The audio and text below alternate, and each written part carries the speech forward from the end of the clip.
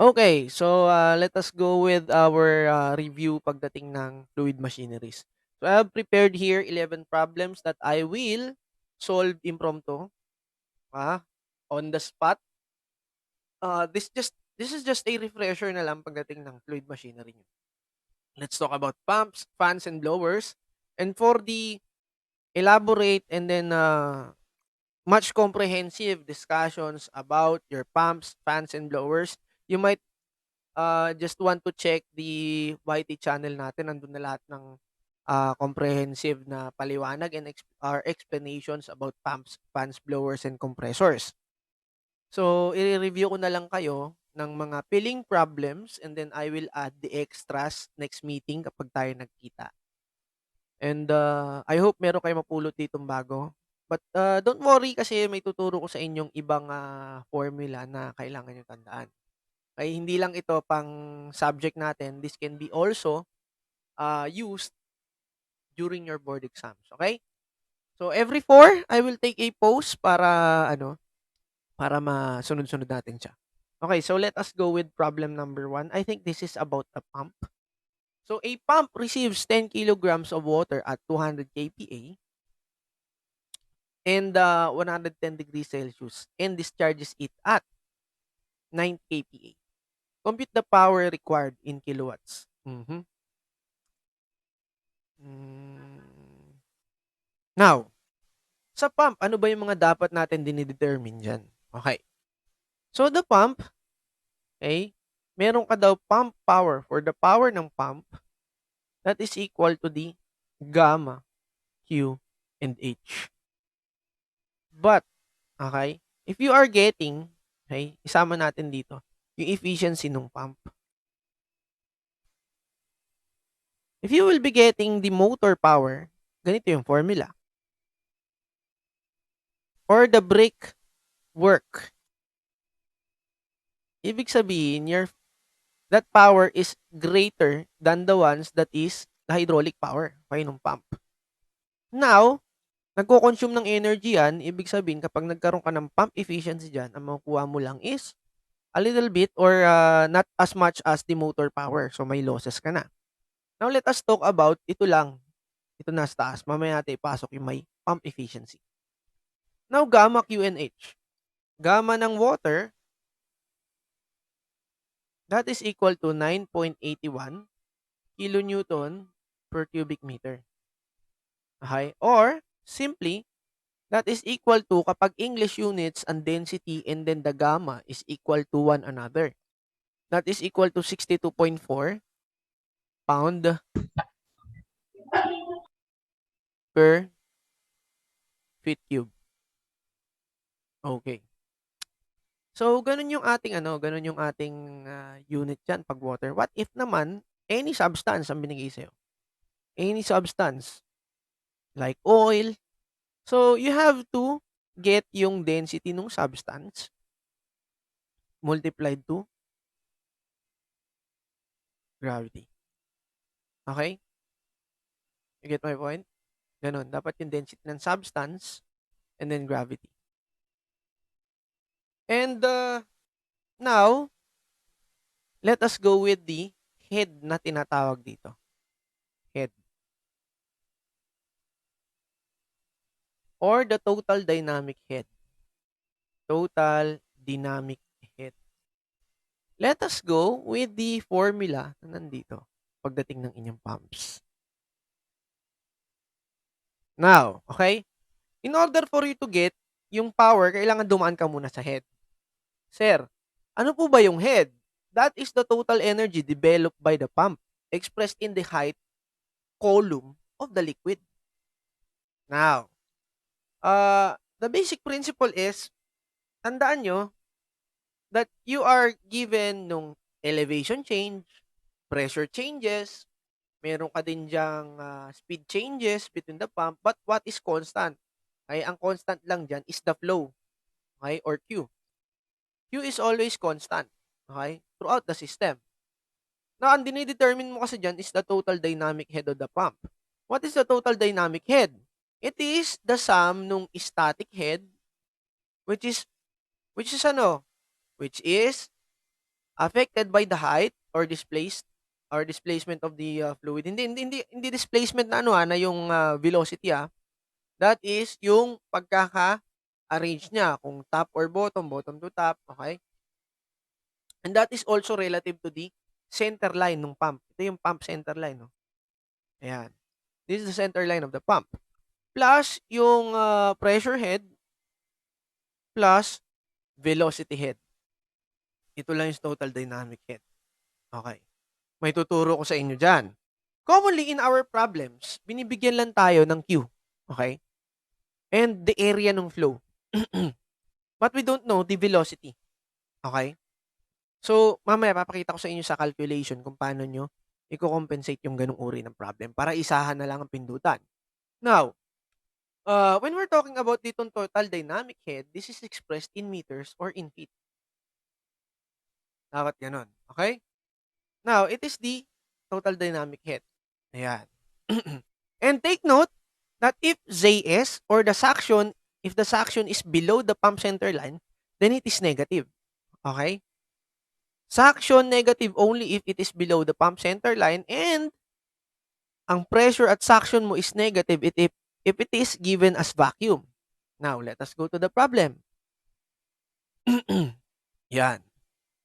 Binigyan ka lang dito ng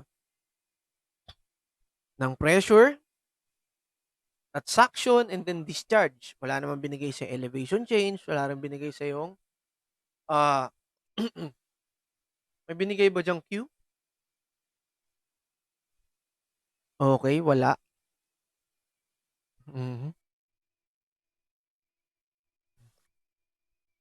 Binigay ba sa'yo? Wala, syempre. So, tandaan mo dito sa problem na to, ano yung mga kulang? Sir, yung total dynamic head, yung Q, wala ka nun. Pero meron ka nito, okay? Now, tignan nyo. Di ba ang Q, sa problem na ito, going back di ba ang Q is equal to what? Yung mass divided by the density. Kasi volume to di ba? Volume tong Q That is the volume flow rate. Oh, di ba? This is the mass flow rate. Ayan. Mass flow rate divided by density. Di ba ang density is equal to mass over volume? So, ni-reform ko lang siya. Okay? Now, go back to your total dynamic head. We set this aside. Okay? For the total dynamic head, meron ka ba dyang elevation change? Meron ka ba dyang meron ka ba dyang velocity change? Meron ka din ba dyang pressure change? Itong dalawa, wala ka nito. So, 0 ito and 0 ito. Okay? Now, for the total dynamic head, meron kang pressure at discharge minus pressure at suction divided by gamma ng substance. Okay? So, meron ka dyang 980 minus, anong binigay sa'yo? 200 kPa. 200. And then you list down the unit, kilonewton per meter squared, divided by gamma of water, 9.8066 or 9.81, pwede na yun. Kilonewton per cubic meter. Now, we cancel the same units. Okay. Ito, may natirang isa, iakit mo dito. So, that will be in meters. Now, okay? So, that is 980 minus 200 divided by 9.8066 or 981. Pwede na yun, 9.81. Sa board, ang ginagamit ko is 9.81. Okay na yun. As is na yun. So, you have to list yung value dito. That is 79.5383 meters. That is the total dynamic head. Okay?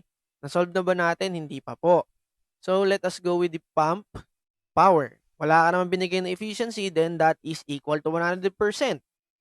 Okay. So, what is the gamma of water? 9.8066 kilonewton in every meter cube multiplied to. Oh, tignan nyo ito. Di ba ang Q is equal to mass flow rate divided by density? Okay? The density of water is 1,000 kilogram per cubic meter. Dito nakalagay, pump receives. Pump receives what? Okay? Kilogram per second dapat to, hindi kilograms. 10 kilogram per second. That is 10 kilograms per second divided by 1,000 kilogram per cubic meter. Yun. Tapos, multiply mo ng total dynamic heat, that is 79.5383 meters. We cancel all the same units. Yung meter cube, kilogram, kilogram, and then meter. Hindi pala, hindi pala. Yan, yan. Kilonewton meter per second, that is kilojoule per second. Then that is kilowatts.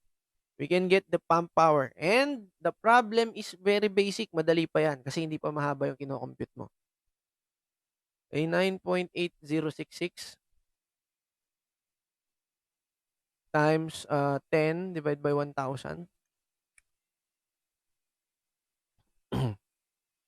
times 79.5383. The answer is 7.8 kilowatts.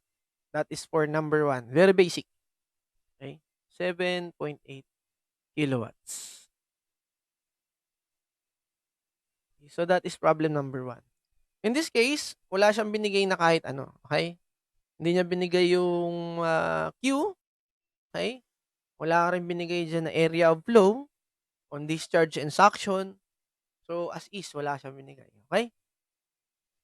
How about problem number 2? Okay, problem number 2. Hindi ko mabasa. Yan. Problem number 2. A pump with 400 millimeter diameter suction pipe and 350 millimeter diameter discharge pipe is to deliver 20,000 liters per minute of 15.6 degrees Celsius water. Calculate the pump head in meters. Okay? If suction gauge is 7.5 cm below pump center line and reads 127 millimeter HG vacuum, so vacuum na yan, and discharge gauge is 45 cm above the pump center line and reads 75 kPa. Now, let me go back to my notes here para may kokopyahin lang ako. Okay?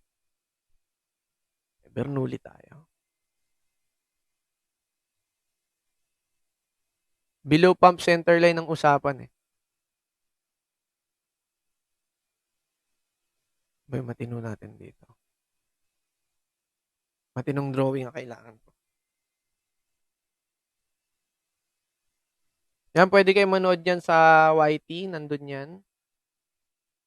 Okay. Copy ko ito.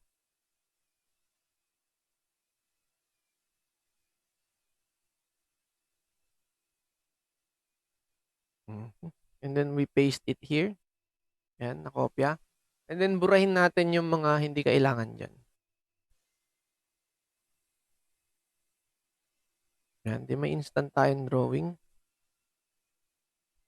Okay. So, sabi dito that your suction gauge daw is below pump center line. 7.5 cm below pump center line. O, ito yung pump center line mo. Center line. PCL. Okay, PCL. Pump center line. So, ito, below siya ng 7.5 cm. Tapos, yung gauge niya is vacuum. Okay, 127 mm HG vacuum. Okay. And then, nagbigay ba siya dyan ng size? Yun, suction is 400 millimeter. The suction is, ang size daw nito is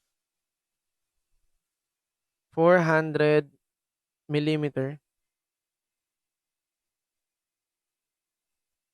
Yung kanyang diameter. How about yung nandito? Suction, discharge.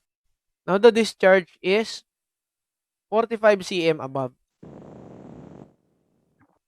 And read 75 kPa. Okay, na gano'n. This is 75 kPa. And yung Q na dito is, yung pump mo tumatakbo daw yan. Q is constant, that is equal to, okay, 20,000 liters per minute. 20,000 liters in every minute. Okay. And then, meron tayo diyang 350 millimeter ang diameter. Now, tignan nyo lahat ng units niya. Okay? The units is not in meters, pero ang kailangan natin kasi dito in meters. Okay? Ito ang kailangan natin. Okay? So, kailangan i-translate natin siya lahat ng units. Okay? Now, lista natin yung total dynamic head. Okay? The formula is HS plus HV plus HP. Okay? So, sa pressure, velocity, okay, and then static. Now, pag-usapan natin yung sa velocity head. Diba ang velocity head, that is equal to what? V squared, excuse me, over 2G. Pero yung V natin ang problema. Okay. Going back to your, fluid machinery. Okay? Q is equal to area of the flow times velocity. Okay? Now, the area of the flow, di ba, lahat naman ng piping natin is circular. That is pi over 4 d squared times V. That is equal to Q. Now, ito na lang pong gamitin natin. Okay? In order for you to get yung velocity. Ay, lagi natin hinahanap ang velocity. I-substitute natin that the velocity is equal to 4Q over pi d squared. O, makuha na natin yun. Ito lang po ang lagi natin gagamitin formula. Okay? Yan lang po. Wala na tayong ibang babaguhin dyan. But, tandaan mo that your Q should always be, ang unit ng Q mo is in cubic meter. Dapat to, ang Q mo is equal to cubic meter in every second. Okay? Or in gallons per minute. Okay? So ito na, solve natin yung V.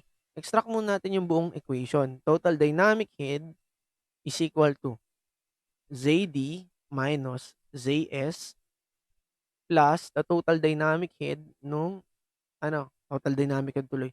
The head nung velocity.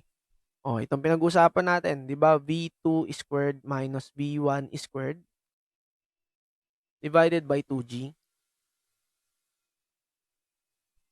Okay. Plus yung pressure head. So, PD minus PS over gamma ng fluid.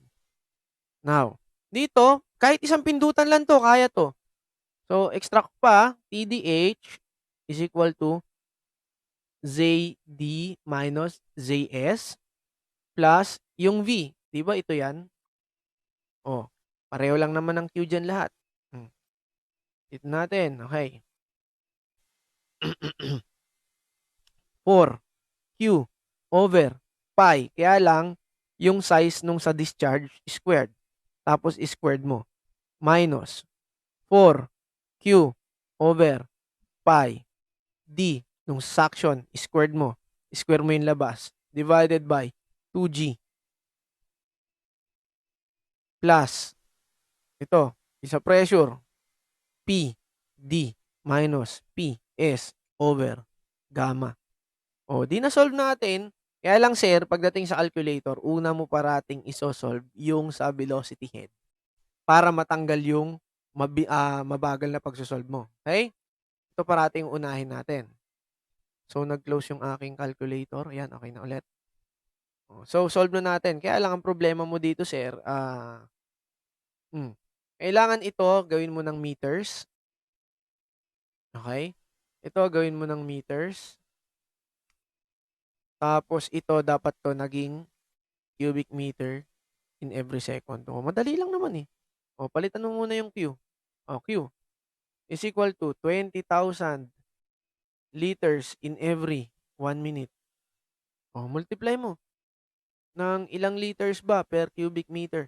So, 1,000 liters in every 1 cubic meter. Tapos, ilang seconds per minute, o di 60 seconds in every minute.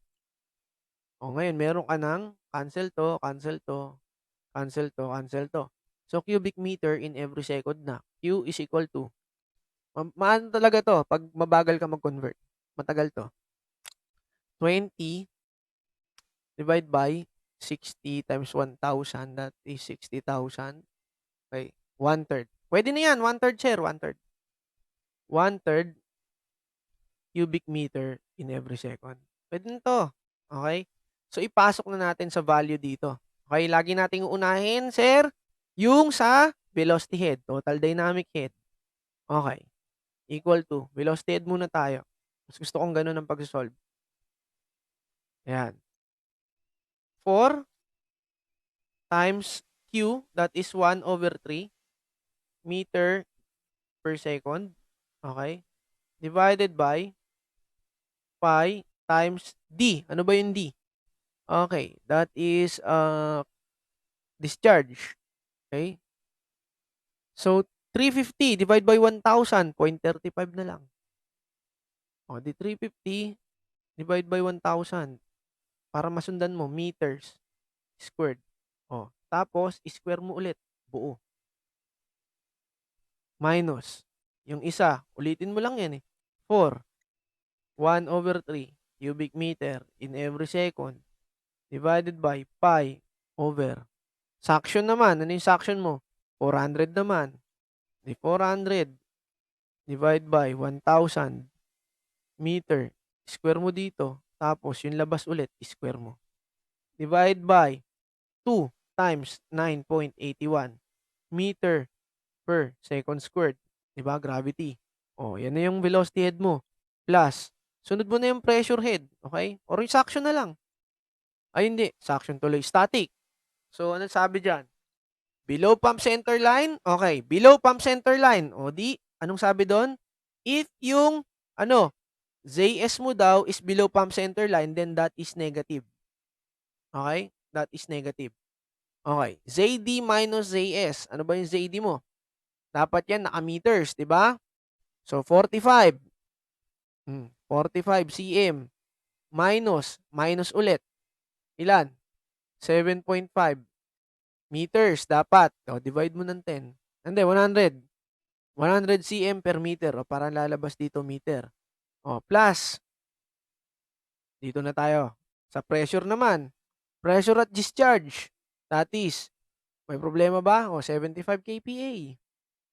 75 kilonewton per meter squared. Minus. Sinabi bang vacuum? Okay, sinabing vacuum. 127 millimeter Hg. Vacuum. So, negative. Okay? Minus 127 mm Hg. Multiply mo nung conversion factor. Kailangan natin kilonewton per meter squared. O di, 101.325 kilonewton per meter squared divided by ilan? 760 mm Hg. That is the conversion factor. Let us divide by 9.81. Okay, 9.81.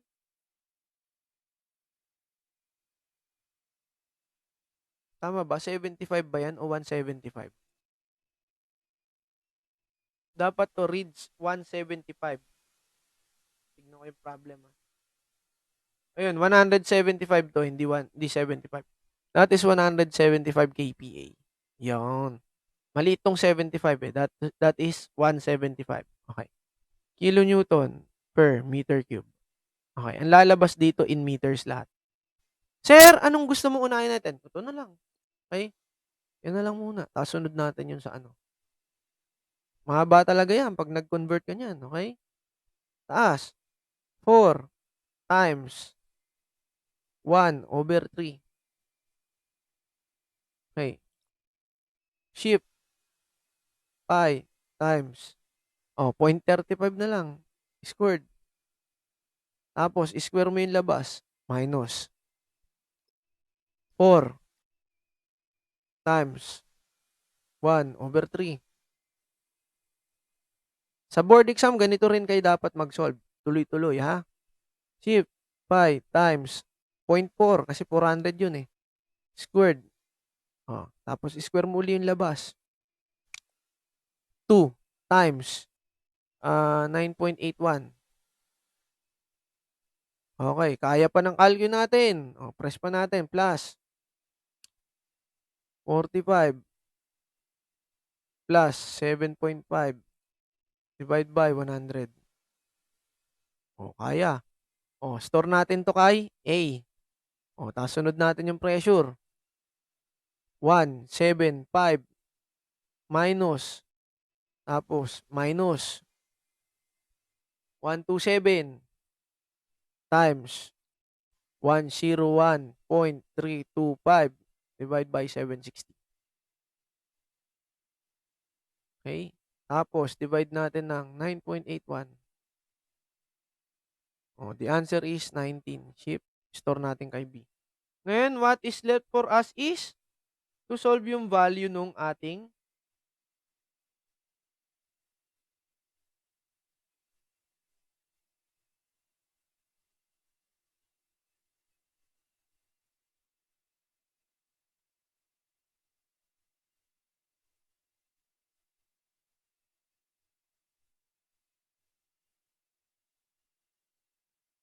to solve the value of our ba't naging ganun? Vacuum siya. Okay. Tama naman. Tama, tama. Solve na yung value ng ating total dynamic head. So, alpha A plus alpha B. The answer is 20.34. Okay? That is the total dynamic head.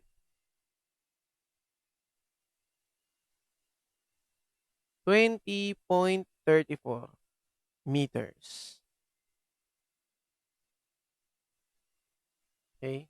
That is for problem number 2. Yan lang kadali. Sunod-sunurin mo lang yung pag-solve. Mahaba talaga kapag ganyan ang given sa'yo. Okay? How about problem number 3?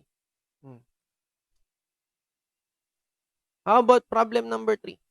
So, may sinabi ditong Darcy. Okay? Recall natin yan mamaya.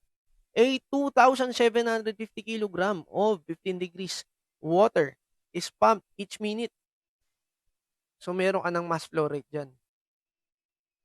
2,750 kilogram per 1 minute.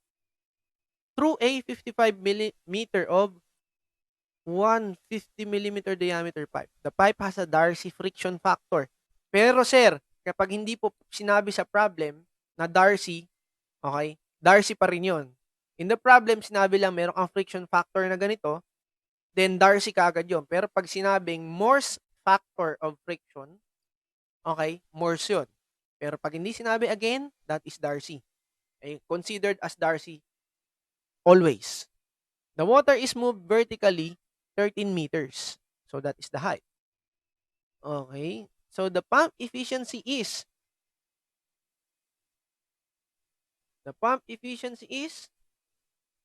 76%. The power must be, what must be the power that is delivered to the shaft? In kilowatts. Okay. Now, meron tayo isa pang formula for pumps. Ang lalabas dito is HP. Pag sinabing HP, bibigyan ka ng Q times the total dynamic head total, divide by 3960 E ng pump. Now, sir, pag binigay sa'yo GPM dapat to. Pag mabilis yung calculate, dapat GPM strictly. Ito naman, that is in feet. Okay? And then, ito non-unit. Ang lalabas dito kagad is in HP. Okay? This is the shortcut. Okay? Ganyan ang shortcut. Now, let us talk about Darcy equation. Okay? The head loss. Friction head loss. Darcy. Okay? Now, that is FLV squared over 2GD. O, ngayon naman, pag sinabing Morse, friction losses sa Morse. Okay? Dapat indicate that is the Morse friction coefficient or Morse friction factor. That is, angat mo na lang yung 2. 2FLV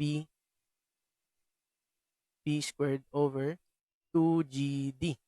Ngayon, sir, may napansin ba kayo dito? Okay? May napansin kayo dyan? Itong V squared over 2G. Ayan. Yung V squared over 2G. Diba itong V squared over 2G. Napansin nyo, that is the what?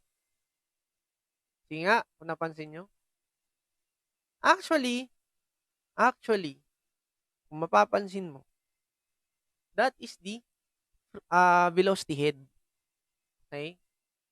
Velocity head yan. So, pwede mo ma-solve itong V squared over 2G pag binigay yung velocity head. I-multiply mo lang dito sa iyong friction losses. Okay. Now, pwede na natin siya i-solve. So, the total head, binigyan ka lang dyan ng ano? Binigyan ka lang po ng nasa problem. Okay? Sa total dynamic head, kasama dyan yung losses. Okay? Total dynamic head, yung HV plus HS plus HP plus yung friction losses. Or HL, pwede na yun. Since wala ka naman binigay na velocity head, cancel to. Yung pressure head, cancel to. Ang binigay sa'yo dyan is yung vertical movement, the length of the pipe, diameter of the pipe, friction factor. Okay? Pero wala kang binigay na Q dyan. Paano natin masosolve yun, sir? Madali lang. Okay? Diba binigay ko sa inyo that Q is equal to volume flow rate and that is equal to the mass flow rate divided by the density of water. Diba? O, pwede natin masolve yung Q. Okay? Solve natin ang Q. That is the mass flow rate to 750 kilogram in every minute divided by, pakita ko sa inyo kung paano ko isosolve to Paano ko isosolve tong this one and then the conventional way. Okay? Unahin natin tong bago. Okay. Kilogram per minute, density nito is what? The density is hindi. Unahin natin yung conventional. The density is 1,000 kilogram per cubic meter. I-multiply na lang natin to ng 1 minute every 60 seconds. Yan. So, 1 minute every 60 seconds times 2,750. Okay? 2,750 divided by 60 times 1,000. The answer is 11 over 240. Wag mo muna natin simplify. Okay? Okay na yan. 11 over 240. Kilogram, minute. Ang akit mo to, cubic meter in every second. Wag natin tong i-simplify para hindi lumalayo yung value natin. Now, for the total dynamic head, di ba? Ang meron lang tayo dyan is the elevation change and then the friction losses. For the friction losses, it is given that it is in Darcy. So, FLV squared. Kaya lang, ang V squared natin dyan, sir. Ito na. Ang V squared natin dyan is, kukunin natin kay 4Q over pi D squared. Tapos, square natin to over 2GD plus elevation change. O, meron kang binigay na height dyan. Okay? Now, pwede natin to simplify. Yes, pwede. Simplify ko F, L, tapos 4 times 2, bale 16, okay? Q squared over 2G D, square mo to, D to the fourth. Pero ako kahit di na Wag natin simplify. Pwede na yan. Okay? Para wag na tayo mag-cancel, malilito ka pa dyan Pwede natin, pasok natin yung value para makuha natin yung total dynamic head. So that is 0.02. Check nga natin kung tama yung naalala ko na value. Ayun, 0.02. Ang length ng pipe in meters dapat 55 meters. Okay. 55 meters FL Tapos yung V squared, o di 4. Tapos yung Q, 11/240 meter cube in every second. Okay? Divided by pi times the diameter of the pipe. The diameter of the pipe is 150 millimeter. Divide mo naman 1,000. Okay? 150 divided by 1,000 meters. Squared natin to. Dapat ang lalabas dito is in meter. Tapos, square natin. Okay? Divide by 2 times 9.81 meter per second squared times D, which is 150 over 1,000 meters. Okay? Ang lalabas dito is in meters din. Plus yung elevation change na 13 meters. 13 meters. Okay. So, pwede natin tong isolve. Ang lalabas sa lahat ng yan is meters. So, 0.02 times 55 times, okay, buo. 4 times 11/240. Para hindi lumalayo sagot, tawag muna kayo mag-round off sa mga initial pa. Okay, 240 shift pi times 0.15. Say 150 divided by 1,000, 0.15. Square ko na. And then, wag mo kalimutan, square mo rin yung labas. Divided by 2 times 9.81 times 0.15. The answer is, pwede na yan. Isolve natin, okay? Diretso natin, 13. Okay. The answer is 15.5143. Total dynamic head pa lang yan, ha? 15.51